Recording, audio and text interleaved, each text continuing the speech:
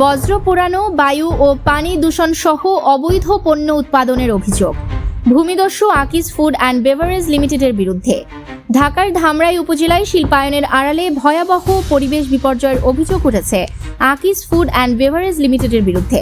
স্থানীয়দের দাবি, প্রতিষ্ঠানটি দীর্ঘদিন ধরে সরকারি জমি দখল, বায়ু ও পানি দূষণ এবং গভীর রাতে বিষাক্ত শিল্প বজ্র পোড়ানোর মতো গুরুতর অপরাধ করে আসছে, যা জনস্বাস্থ্য ও পরিবেশের জন্য মারাত্মক হুমকি হয়ে দাঁড়িয়েছে।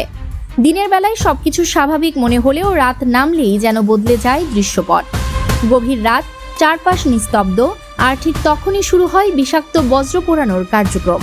কারখানার ভেতর থেকে বের হতে থাকে কালো ধোঁয়া, ভারী হয়ে ওঠে বাতাস, ছড়িয়ে পড়ে তীব্র দুর্গন্ধ। স্থানীয়দের অভিযোগ, এই ধোঁয়ায় শ্বাস নিতে কষ্ট হয়। শিশু ও বৃদ্ধরা বেশি আক্রান্ত হচ্ছেন, অনেকেই ভুগছেন শ্বাসকষ্ট, অ্যালার্জি, চোখ জ্বালা ও চর্মরোগে। শুধু বায়ু দূষণই নয়, কারখানার রাসায়নিক বজ্র ফেলা হচ্ছে পাশের নদী ও কৃষি জমিতে। ফলে মরছে মাছ, কমে যাচ্ছে ফসলের উৎপাদন, দূষণের ঝুঁকিতে পড়ছে ভূগর্ভস্থ পানি। অনুসন্ধানে উঠে এসেছে আরও চাঞ্চল্যকর তথ্য। সরকারি খাস জমি দখলের অভিযোগও রয়েছে প্রতিষ্ঠানটির বিরুদ্ধে। স্থানীয়দের ভাষায়, এই এলাকার সব জমি তাদের নয়। তারপরও কিভাবে এত বিস্তৃত জায়গা দখলে নিল প্রতিষ্ঠানটি, সে প্রশ্ন এখন ঘুরছে জনমনে। অনুসন্ধানী টিমের হাতে থাকা ভিডিও ফুটেজে দেখা গেছে, কারখানা থেকে সরাসরি কালো রঙের দূষিত পানি জলাশয়ে প্রবাহিত হচ্ছে এবং রাতের আঁধারে বজ্র পোড়ানোর দৃশ্য। এ বিষয়ে পরিবেশ অধিদপ্তর, ঢাকা জেলা প্রশাসক, ধামরাই উপজেলা নির্বাহী কর্মকর্তা ও থানার ভারপ্রাপ্ত কর্মকর্তার সঙ্গে যোগাযোগের চেষ্টা করা হলেও কোনো সদুত্তর পাওয়া যায়নি।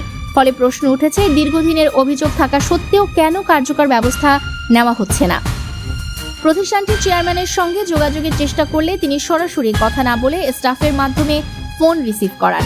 অভিযোগ সম্পর্কে জানতে চাইলে অপর প্রান্ত থেকে উত্তেজিত প্রতিক্রিয়া জানিয়ে হঠাৎ করেই ফোন সংযোগ বিচ্ছিন্ন করা হয়। এদিকে পুরো এলাকায় বিরাজ করছে তীব্র ক্ষোভ। ভয়ে অনেকেই প্রকাশ্যে কথা বলতে সাহস পাচ্ছেন না। স্থানীয়দের দাবি, অবিলম্বে একটি স্বাধীন তদন্ত কমিটি গঠন করে এসব অভিযোগের সুষ্ঠু তদন্ত করতে হবে। একই সঙ্গে দূষণ বন্ধ, দখল হওয়া জমি উদ্ধার এবং দায়ীদের দৃষ্টান্তমূলক শাস্তির দাবি জানিয়েছেন তারা। অন্যথায় বৃহত্তর আন্দোলনের হুঁশিয়ারি দিয়েছেন স্থানীয়রা। নিউজ ডেস্ক, দৈনিক অন্যধারা। নিউজ ডেস্ক, দৈনিক অন্যধারা।